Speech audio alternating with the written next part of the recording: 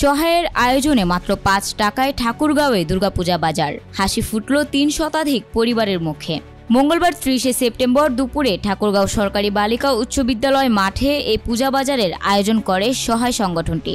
এ সময় খাদ্য সামগ্রী তুলে দেওয়া হয় তাদের হাতে। ৫ টাকার এই পূজা বাজারে ছিল আতপ চাল, চিনি, নারকেল, আটা, তেল ও একটি করে মুরগি। পূজা উপলক্ষে এসব পণ্য পেয়ে খুশি দরিদ্ররা। অনুষ্ঠানে বক্তারা বলেন, জেলার দরিদ্র মানুষের জন্য কাজ করে যাচ্ছে সহায় নামে এই সংগঠনটি। তাদের প্রতিটি উদ্যোগ ব্যতিক্রমী। অসহায় মানুষের পূজার দিনটিতে যেন পরিবারের সদস্যদের নিয়ে ভালোভাবে খেতে পারে, সে লক্ষ্যেই এ বাজারের আয়োজন করা হয়। সংগঠনটির এমন উদ্যোগের প্রতি কৃতজ্ঞতা প্রকাশ করেন সবাই। ৫ টাকা এই যে মুরগি, চাল, ডাল, তেল সবকিছু দিচ্ছি। ভালো লাগতেছে।